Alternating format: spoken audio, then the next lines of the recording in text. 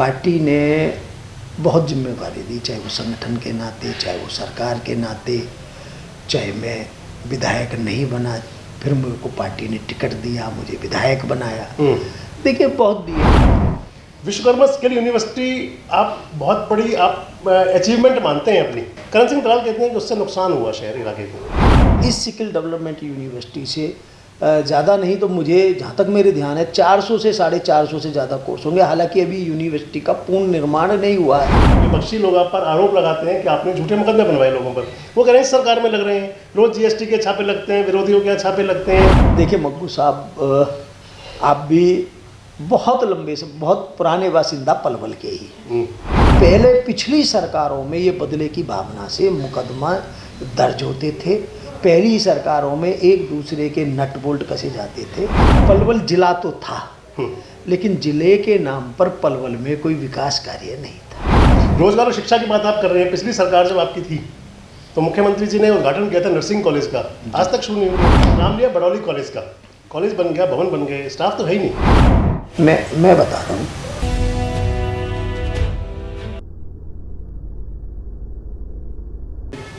नमस्कार, संजय मक्कू हूँ मैं और आप देश रोजाना देख रहे हैं। आपसे हमने एक वायदा किया था कि क्योंकि इस समय देश के अंदर गुजरात में चुनाव चल रहा है और जिस समय हम इंटरव्यू कर रहे हैं, साक्षात्कार ले रहे हैं, उस समय पलवल के अंदर और हरियाणा के अंदर 4 जिलों में पलवल, हिसार, फतेहाबाद और फरीदाबाद में जिला परिषद और पंचायत समिति के चुनाव चल रहे हैं। यानी कि इस समय देश चुनावी मोड में है और ये चुनावी मोड आने वाले लगभग 2 साल तक जारी रहने वाला है। 2024 के अंदर हरियाणा के अंदर भी चुनाव है। पहले लोकसभा का चुनाव होगा, फिर विधानसभा का चुनाव होगा। और हमने आपसे एक वायदा किया था कि इस चुनाव की प्रक्रिया को लेकर के चुनाव में क्या मुद्दे रह सकते हैं आने वाले समय में, जनप्रतिनिधियों से और विपक्ष के नेताओं से आपको रूबरू कराएंगे, आपकी बात कराएंगे और उनका विजन जानेंगे कि आखिर उनका विजन क्या है। इसी श्रृंखला में मैं मौजूद हूँ पलवल में।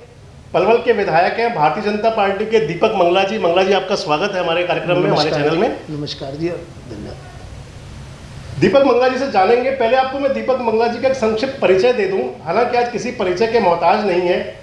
हरियाणा की पलवल विधानसभा से विधायक हैं, लगभग छात्र जीवन से राजनीति कर रहे हैं, जन्म से बीजेपी के अंदर है, एबीवीपी से शुरू करके राजनीति, उसके बाद में पलवल नगर परिषद की राजनीति की, पहला चुनाव लड़ा वर्ष 2000 के अंदर पार्षद का और हरियाणा प्रदेश के अंदर रिकॉर्ड मतों से वो चुनाव जीता।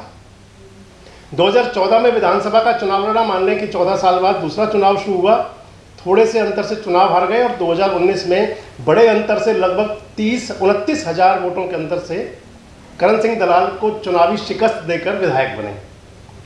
दीपक मंगला जी, 37 महीने हो गए आपको विधायक बने हुए, क्या समझते हैं आपको इस 37 महीने का आपका, अगर हम रिपोर्ट कार्ड जानना चाहेगी जनता, तो कितने संतुष्ट हैं, कितने असंतुष्ट हैं अपने काम से? देखिए,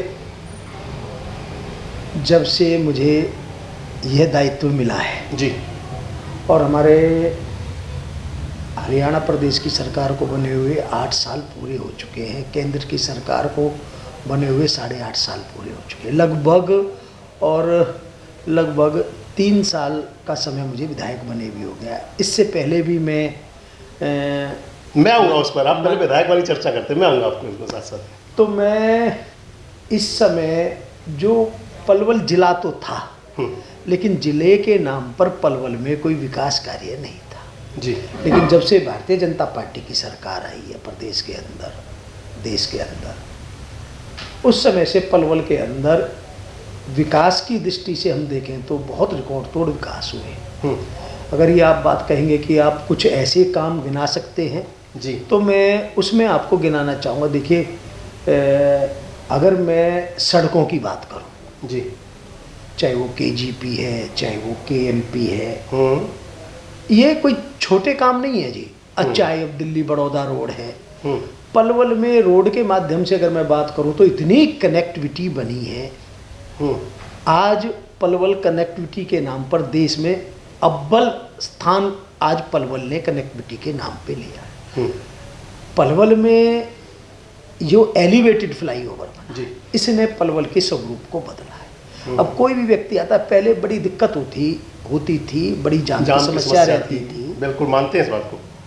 जब माननीय मुख्यमंत्री जी यहाँ के एमपी का उद्घाटन करने के लिए माननीय हमारे सड़क मंत्री गडकरी जी आए थे, तब हमने यहाँ एलिवेटेड फ्लाईओवर की बात की। वो आज बन करके तैयार हो गया है और मुझे लग रहा है इसका बहुत बड़ा अंतर हमारे पलवल के अंदर आया है, जाम की समस्या से छुटकारा। अगर मैं बात करूँ शिक्षा की, देखिए वैसे तो हमारे यहाँ पॉलिटिकल बड़ौली के अंदर कॉलेज खुला है, लेकिन जो एक सबसे बड़ी जो सौगात हमें इस समय मिली है विश्वकर्मा स्किल डेवलपमेंट यूनिवर्सिटी की। मेरी करण सिंह दलाल से बात हो रही थी, आपकी बात काट रहा हूँ। विश्वकर्मा स्किल यूनिवर्सिटी आप बहुत बड़ी आप अचीवमेंट मानते हैं अपनी। जब भी कभी बात हुई आप अपने चुनावी भाषण में भी और उसके अलावा भी हमेशा कौशल विश्वविद्यालय को बड़ी प्राथमिकता से कहते हैं। करण सिंह दलाल कहते हैं कि उससे नुकसान हुआ शहर इलाके को।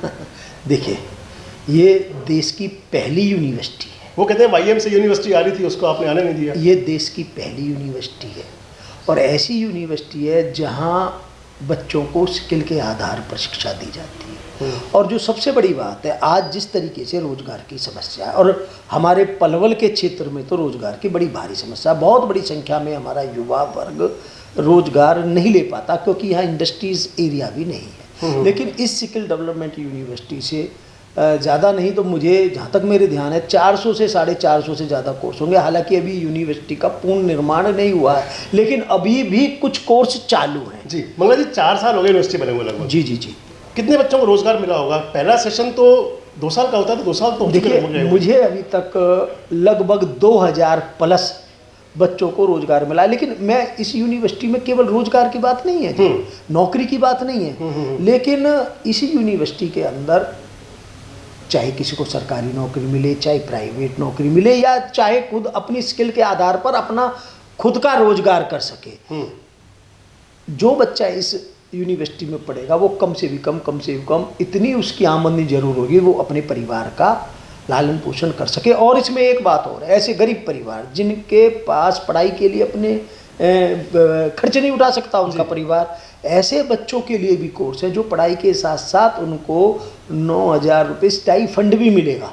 ऐसे ये यूनिवर्सिटी हमारे लिए वरदान है। मैं ज़्यादा तो कहता नहीं, आने वाले समय में जो मेहनत करके मेरा युवा अपने घर की आजीविका को चलाना चाहता है, ऐसा कोई बेरोजगार नहीं रहेगा। केवल पलवल ही नहीं, इस यूनिवर्सिटी से पलवल है, नूह है, फरीदाबाद है, देश की पहली यूनिवर्सिटी। हाँ, और मैं बताऊं तो और भी हमारे प्रदेश हैं, चाहे उत्तर प्रदेश है, चाहे राजस्थान है, चाहे हिमाचल है, वो भी इसी आधार की ऐसी ही यूनिवर्सिटी अपनी अपनी स्टेट में खोलना चाह रहे हैं। मंगला जी, अभी आपने नाम लिया बड़ौली कॉलेज का, कॉलेज बन गया, भवन बन गए, स्टाफ तो है ही नहीं।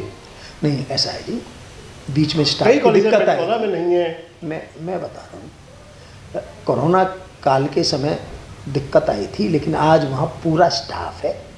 मैं ये तो नहीं कहता कि भाई बिल्कुल सब कुछ ठीक हो गया, लेकिन प्रिंसिपल है सभी कॉलेजेस में, अंबेडकर कॉलेज वाले प्रिंसिपल ऐसा है। अंबेडकर कॉलेज की भी बात करूँ, यहाँ पर पहले हमारी MA की क्लास नहीं थी, बड़ी डिमांड थी, वो क्लासें भी आ गई है। और मुझे लग रहा है, देखिए कहीं अगर स्टाफ की, मैं ये तो नहीं कहूँगा कि हाँ भाई जो है बिल्कुल सारा पूरा है, लेकिन बहुत हद तक एजुकेशन के मामले में हमारे पलवल के कॉलेज, पलवल के अंदर बहुत बड़ा सुधार आया। मैं आज पलवल की ITI देखे, हाईटेक ITI हो गई। रोजगार और शिक्षा की बात आप कर रहे हैं, पिछली सरकार जब आपकी थी तो मुख्यमंत्री जी ने उद्घाटन किया था नर्सिंग कॉलेज का, आज तक शुरू नहीं हुआ। देखिए, नर्सिंग कॉलेज में स्टाफ की दिक्कत की वजह से वो कॉलेज शुरू, लेकिन अभी हमें माननीय मुख्यमंत्री जी ने हमारे यहाँ एक मेडिकल कॉलेज की घोषणा की है जी। अब उस मेडिकल कॉलेज के अंदर एक नर्सिंग कॉलेज भी, और एक मैंने अभी डिमांड करी थी ट्रॉमा सेंटर। कब तक उम्मीद है मेडिकल कॉलेज का शिलान्यास होने की? मेडिकल कॉलेज की जो अभी बजट सेशन था उसमें हमारे पलवल के लिए घोषणा हुई है जी। और मैंने उसी बजट सेशन में मैंने पलवल में एक्सीडेंट बहुत होते, कोई पलवल में ट्रॉमा सेंटर नहीं है। हमारे यहाँ कोई भी अगर गंभीर रूप से घायल एक्सीडेंट में होता है उसको फरीदाबाद ले जाया जाता है, या गुड़गांव ले जाया जाता है, या दिल्ली ले जाया जाता है। तो मैंने ये भी मांग की थी कि हमारे यहाँ ट्रॉमा सेंटर होना चाहिए, तो हमारे को ट्रॉमा सेंटर भी पलवल के लिए हुआ। और मुझे कॉलेज की जो बात है उसमें 3 महीने का समय था कि कोई हम जगह आइडेंटिफाई कर लें। तो प्रशासन ने वो ज़मीन आइडेंटिफाई कर लिया, क्योंकि लगभग 3 महीने पूरे होने वाले हैं और मुझे लग रहा है कि जल्द ही शिलान्यास होगा और 2025 तक का समय कॉलेज बन करके तैयार। मतलब आपकी सरकार में आप किसी विधायक काल में बजट आ जाएगा, काम शुरू हो जाएगा और मान लें कि काफ़ी हद तक काम हो भी जाएगा फिर तो, अगर आपकी बात को माने तो। हरियाणा के अंदर माननीय मनोहर लाल खट्टर जी की सरकार है और इस सरकार में जो भी काम मैं इस कार्यकाल के दौरान जो भी माननीय मुख्यमंत्री जी ने घोषणा की है, जो किए हैं, वो काम इसी में शुरू भी हुए हैं और इन्हीं में ही पूरे भी हुए हैं। मैं पूरा खाका खींच करके आपको बता रहा हूँ।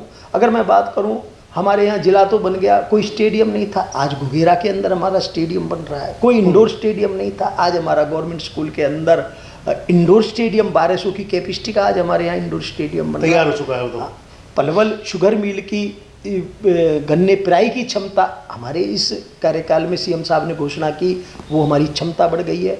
अगर मैं बात करूं, हमारे यहाँ पहले जो हैवी के लाइसेंस बनते थे, हैवी व्हीकल्स की, उसके लिए हमारा यहाँ का युवा झज्जर जाता था। आज पलवल के बस अड्डे पर वो हमारे हैवी के लाइसेंस बन रहे हैं। अगर मैं बात करूं, हमारा 2 हमारे ROB, Rasulpur ROB, Bamni Kheda ROB, पहले मुख्य 2 मुख्यमंत्रियों की घोषणाएं थी, लेकिन वो केवल घोषणाएं रह गई।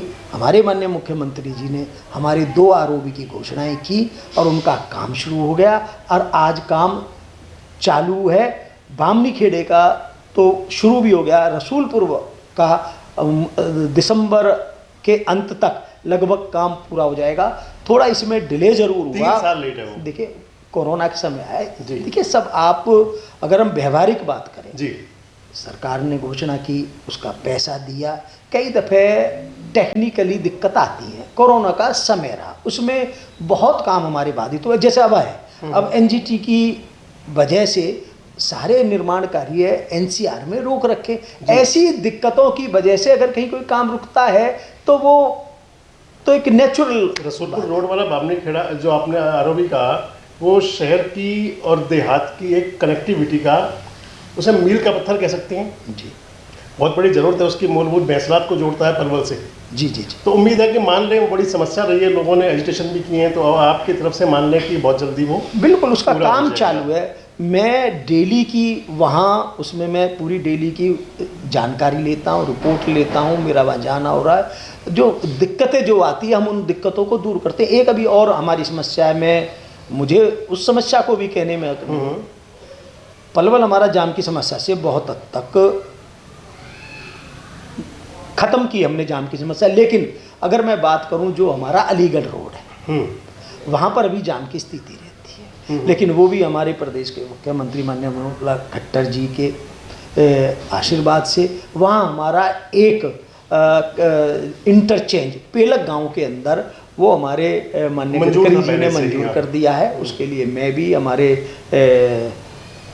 चौधरी कृष्ण पाल जी भी, हम सब प्रयासरत थे, वो भी हमारा हो गया। उसमें जगह भी एक्वायर हो गई है, उनके अवार्ड भी हो गए हैं। मुझे लग रहा है वो भी, उसका भी काम शुरू होने के बाद वो जो अलीगढ़ से हमारा आने वाला, जो जेवर से आने वाला है, वो जाम वो सीधा केजीपी पे चढ़ जाएगा। उससे भी हमारी जाम की समस्या, ये भी हमारे लिए बहुत बड़ा काम है। अगर मैं बात करूं, मैं बता, आपकी बात में बात मिला रहा था मैं जी। जैसे आपने अलीगढ़ रोड का कहा जाम खत्म हो जाएगा, सिटी के एरिया में भी जाम लगता है, और सेक्टर रोड आज तक नहीं बनी हुई। हमारी जो सेक्टर्स जो कटे हैं उनको जोड़ने वाली रोड आज तक नहीं है। देखिए सिटी में जो जाम की समस्या रहती थी, तो हमने उसके लिए प्रयास किए। जैसे अगर मैं मीनार गेट की बात करूं, मीनार गेट जहां पहले हमारा पुराना सरकारी अस्पताल था, उसमें हमने नगर परिषद की तरफ से पार्किंग बनाई है। जो मेन मार्केट में अंदर जाने वाले हैं, अब वहाँ गाड़ी, स्कूटर, मोटरसाइकिल, जो हमारा देहात से आसपास के क्षेत्र से जो लोग आते हैं वो पार्किंग करते हैं।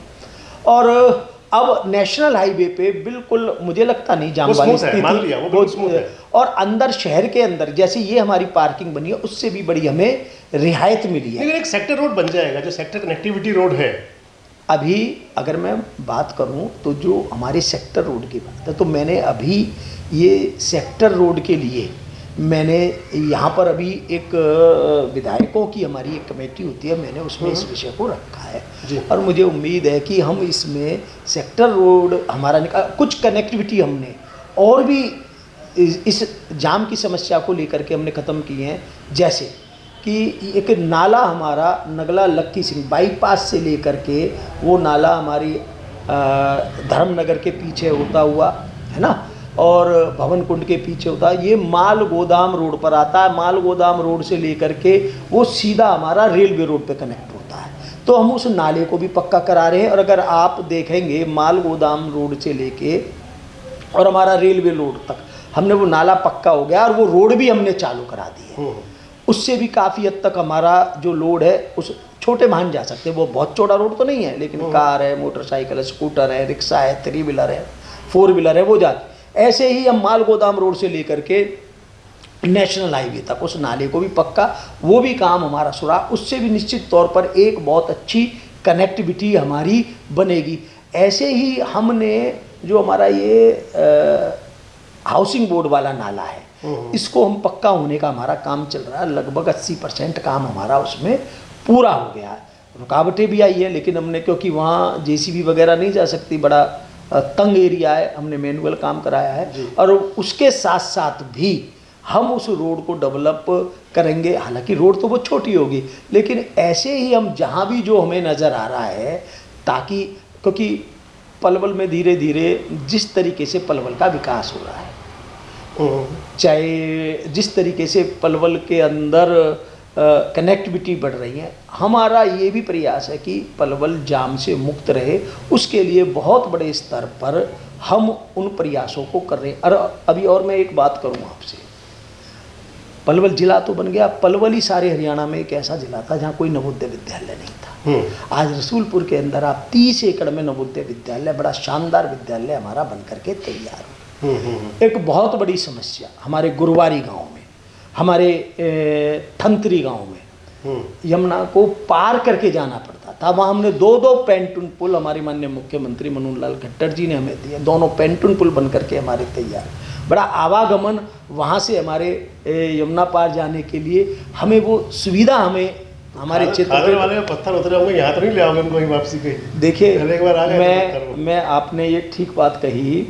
देखिए, पहले हमारे यहाँ ये चर्चा होती थी कि जो ये हमारा पुराना जीटी रोड है सारा, इस पे खादर से पत्थर ला करके पिछली सरकार में वो बड़े बड़े पत्थर वो ला करके हमारे इस पलवल के पुराने जीटी रोड पर लगा दिए गए।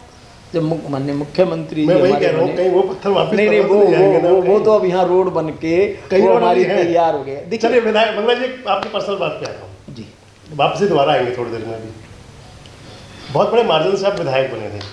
हरियाणा की सरकार बनाने में दक्षिण हरियाणा का बहुत बड़ा योगदान रहा था।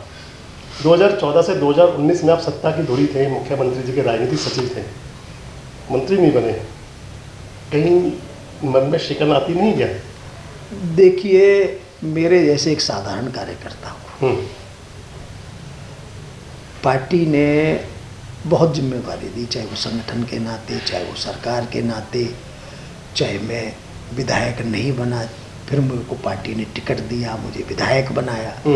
देखिए, बहुत दिए। और जो मुझे लगता नहीं कि अगर कहीं कोई पद ना मिले तो उससे कहीं राज, तो मैं, पार्टी ने सब कुछ दिया मुझे, पार्टी का सत्तारूढ़ पार्टी का विधायक बना करके रखा है। और जहाँ तक मंत्री की बात होती है, ये हमारे मुख्यमंत्री जी का विशेष अधिकार होता है।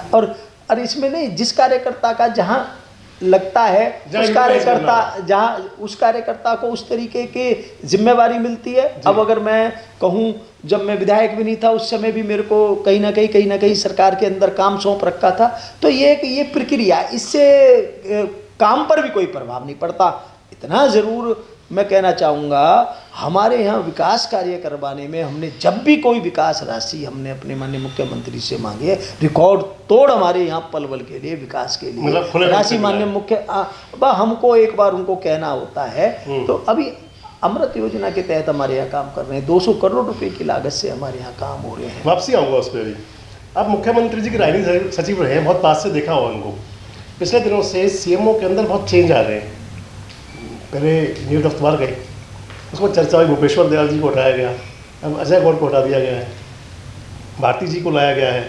मुख्यमंत्री जी कार्यशैली को आपने उस टाइम बड़े पास से देखा होगा, ओवरऑलिंग हो रही है क्या? नहीं, ये क्या है ना जी, ये एक नेचुरल प्रक्रिया रहती है और जहाँ जिस तरीके से उपयोग होता है उसको उस तरीके से। मैं भी पहले मुख्यमंत्री जी के साथ रहा, मेरे को यहाँ फिर इस क्षेत्र में भेज दिया, चुनावी राजनीति में भेज दिया, तो मैं चुनाव लड़ लिया। ये तो क्या है, एक जहाँ जिस कार्यकर्ता को लगता है कि वहाँ भेजना, वो उस कार्यकर्ता के नाते। पहले भारती जी हमारे एसएस बोर्ड के चेयरमैन रहे, तो तब उनका, आज वो उनको वहाँ, ये तो एक नेचुरल प्रक्रिया। एक साथ इस तरीके से बदलाव होना, परिवर्तन एकदम से ना, ये अभी भी चर्चा है कि ओवरऑलिंग और होनी है। प्रशासनिक अधिकारियों में बड़ी चर्चा है कि बड़ा बदलाव हो सकता है सीएमओ के अंदर, और ये एक रूटीन वे की प्रक्रिया होती है। इसमें कोई ऐसा नहीं होता, ये रूटीन वे की प्रक्रिया। मतलब कोई संदेश इसका कोई संदेश ना, कुछ नहीं होता, ये एक रूटीन वे की प्रक्रिया होती है। मैंने तो अपने इन सब साथियों के साथ मैंने भी काम किया है, रूटीन वे की प्रक्रिया। मैं वही करता, आपने इन सबके साथ काम किया हुआ, इकट्ठे साथी। अजय गौड़ भी आपके साथ थे? हम सब साथ ही रहे। विधायक जी, अभी आपने पलवल के विकास की चर्चा की, काफ़ी लंबी विस्तृत आपने बातें बताई अपनी।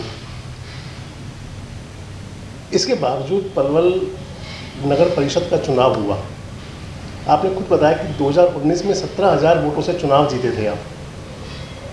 लगभग, जहाँ तक मुझे ध्यान है, आपको 36,000 वोट पलवल सिटी एरिया में मिला था लगभग।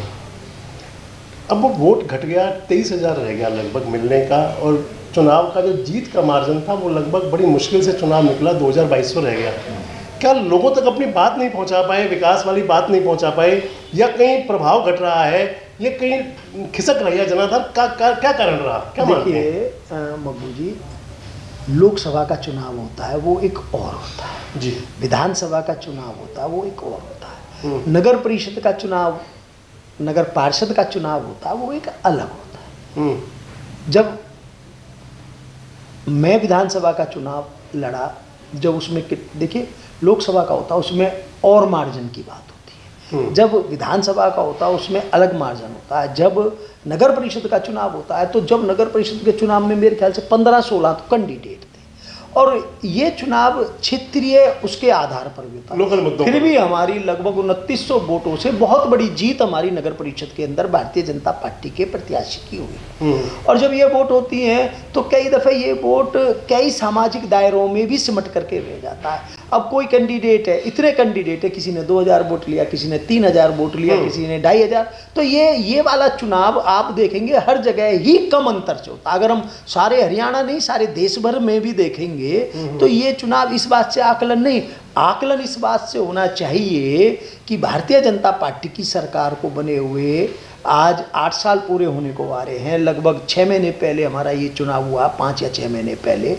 तो फिर भी भारतीय जनता पार्टी का प्रत्याशी आज जीता है। और बड़ी बड़ी जीत का दावा करने वाले कि हम ऐसे जीतेंगे, रिकॉर्ड तोड़ जमानत जब्त हो जाएगी, तो आम जनता ने उनको उनका जवाब दिया है। मैं तो इसको बहुत बड़ी जीत मानता हूँ, बहुत बड़ी जीत हुई है, और मुझे लग रहा है कि विपक्ष अपनी बात भी ठीक ढंग से नहीं रख पा रहा। आज ऐसे हालात हमारे पलवल के अंदर बने हैं, और इन जब से भारतीय जनता पार्टी की सरकार आई है, पलवल के अंदर अमन चैन शांति का वातावरण बना है, गुंडागर्दी पर अंकुश लगा है। वो कह रहे हैं कि अभी मेरी बात हो रही थी करण सिंह दलाल जी से, मेरा उनसे सीधा सवाल था, आपसे भी कह रहा हूँ कि विपक्षियों उन पर मैंने आरोप लगाया था कि विपक्षी लोग आप पर आरोप लगाते हैं कि आपने झूठे मुकदमे बनवाए लोगों पर। वो कह रहे हैं सरकार में लग रहे हैं, रोज जीएसटी के छापे लगते हैं, विरोधियों के छापे लगते हैं, कभी फूड वाले आ रहे हैं, कभी सीएम विजिलेंस ने मजाक बना के रखा हुआ है। देखिए विरोधियों पर वो कहते हैं कि निशाने साधे जा रहे हैं। देखिए मक्बू साहब, आप भी बहुत लंबे से बहुत पुराने बासिंदा पलवल के ही,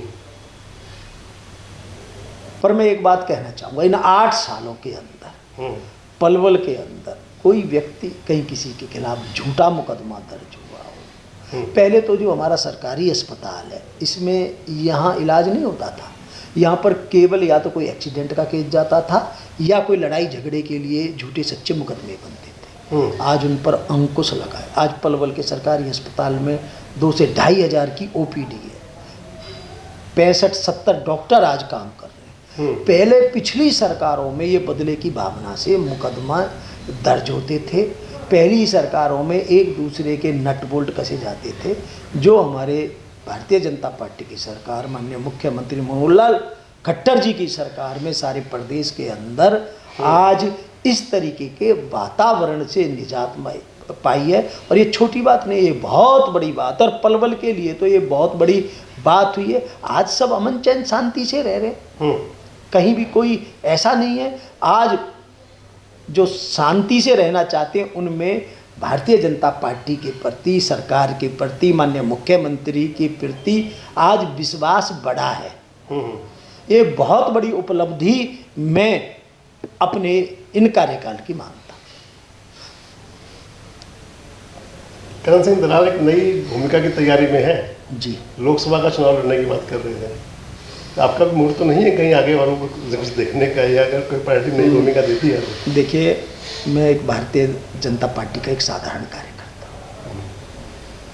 पार्टी जिसका जहाँ महत्व समझती है वहाँ उसको पार्टी कर देती, यूटिलाइज कर लेती है। और जी। आज मुझे पार्टी ने एक विधायक बनने का मौका दिया, और निश्चित तौर पर मेरी तरफ से अपना संपूर्ण इस बात में है कि मैं, जो मुझे मौका मिला है, मैं इस पलवल क्षेत्र की जनता के लिए कुछ कर पाऊँ। हाँ, हमारे यहाँ जिस तरीके से पलवल लगातार प्रगति कर रहा है, जेवर एयरपोर्ट भी हमारे पलवल विधानसभा से बड़ा लगता है जी।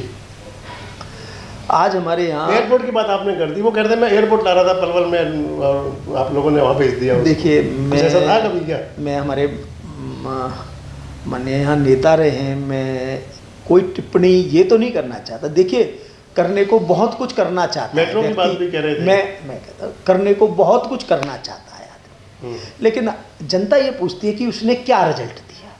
आप मेरे से इन कार्यकालों की पूछे तो मैं गिनती गिनवा करके बता रहा हूँ आपको, मैंने आपको बताए हैं।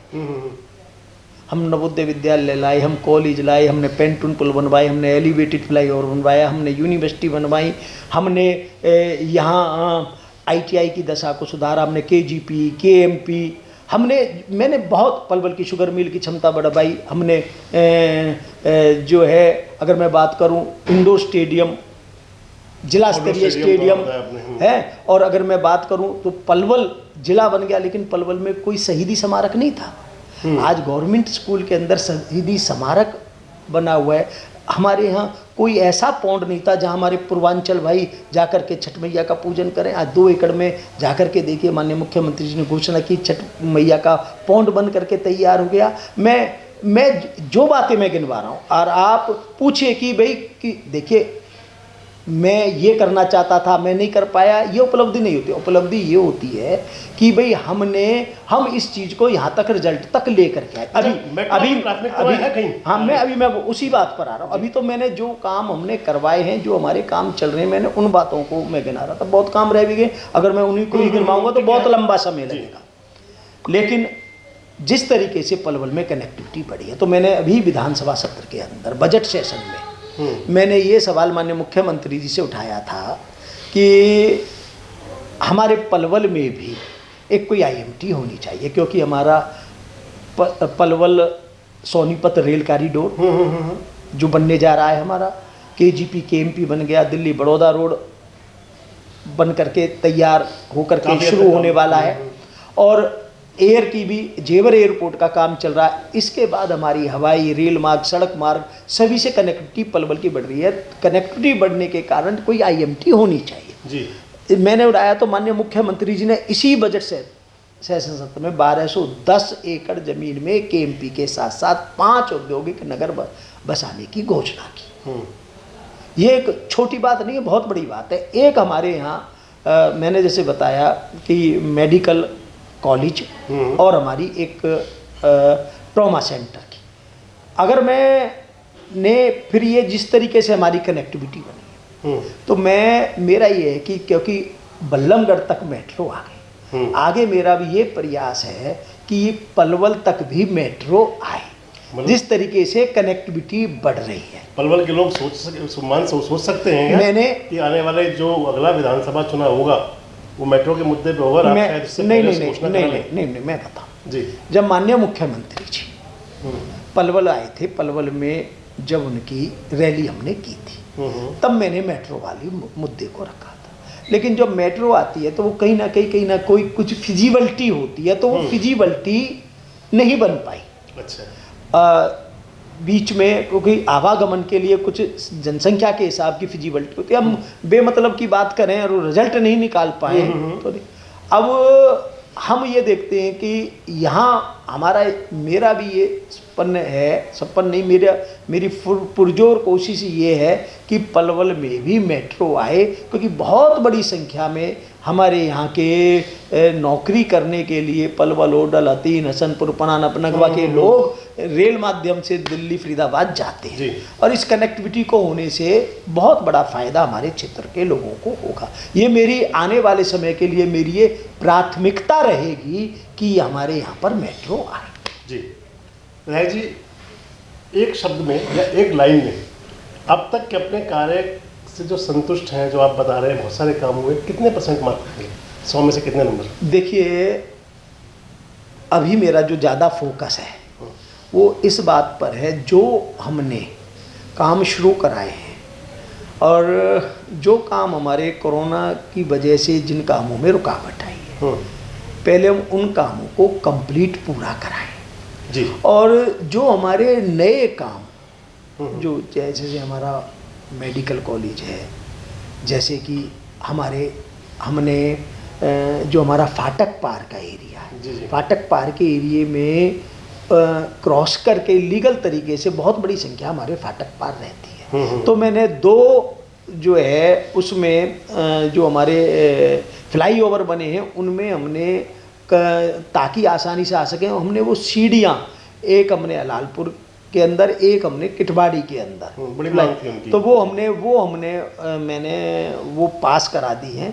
तो मेरा ये जो हमारे काम हैं, इस तरीके के काम हैं, उनको हम जल्दी से पूरा करा करके जो आम जनता को, एक हमारा जो अमृत योजना के तहत जो हमारी सीवरेज की लाइन डली है, पानी की लाइन डली है, उस काम को हम कंप्लीट कराएं। जो हमारे जगह जगह रेस्टोरेशन रह रही है उस काम को पूरा कराएं। और एक और बहुत बड़ा काम हमारे यहाँ पीने के पानी की, जो हमारे गांवों में रेनीवेल योजना के तहत हमारे 84 गांवों के अंदर वो पीने के पानी की योजना, बहुत बड़ा काम हमारा एक ये भी माननीय मुख्यमंत्री जी की देन है। ऐसे अनेक काम हमारे क्षेत्र में माननीय मुख्यमंत्री जी ने कहे, और मैं दावे के साथ कहता हूँ, जब से भारतीय जनता पार्टी की सरकार बनी है, पलवल का स्वरूप बदला है। मैं ज़्यादा तो कहता नहीं, आने वाले समय में पलवल विकास की दृष्टि से हरियाणा के मानचित्र पर सबसे ऊपर होगा, सबसे अव्वल होगा। ऐसा मेरा आपके माध्यम से मेरा क्षेत्र की जनता को कहना है। और माननीय मुख्यमंत्री मनोहर लाल खट्टर जी के आशीर्वाद से हमारे यहाँ विकास कार्यों के लिए पैसे की कोई कमी नहीं है। कोई कमी नहीं। तो ये थे विधायक दीपक बंगला जी, जो अभी तक के अपने लगभग 37 महीने के कार्यकाल में किए गए कार्यों से और उससे पहले बतौर राजनीतिक सचिव रहते हुए जो पलवल के अंदर इन्होंने विकास कार्य किए, उससे काफ़ी हद तक संतुष्ट दिखे। उम्मीद और विश्वास है कि आने वाले समय में पलवल हरियाणा ही नहीं, देश के मानचित्र पर अलग स्थान रखेगा। अपनी भूमिका से जो आज इनकी पार्टी के अंदर, सरकार के अंदर, संगठन के अंदर जो भूमिका है, उससे काफ़ी हद तक संतुष्ट हैं।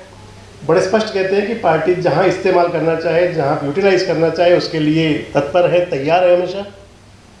मैंने उनसे वो भी पूछा कि जो उनके प्रतिद्वंदी रहे हैं, अगर वो बड़ी सोच रहे हैं, तो उनका बड़ा स्पष्ट है कि जहाँ पार्टी इस्तेमाल करेगी, पार्टी के निष्ठावान सिपाही हैं।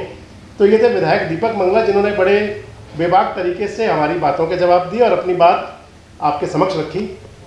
इसी प्रकार के कार्यक्रमों के लिए, इसी प्रकार के अन्य प्रदेश और देश की राजनीतिक हस्तियों से रूबरू होने के लिए हमसे जुड़े रहिए, देखते रहिए देश रोजाना। नमस्कार, धन्यवाद। हमारे साथ जुड़े रहने के लिए देखते रहिए देश रोजाना का YouTube चैनल सब्सक्राइब कीजिए। साथ ही देश रोजाना की खबरें सबसे पहले देखने के लिए प्रेस कीजिए बेल आइकन।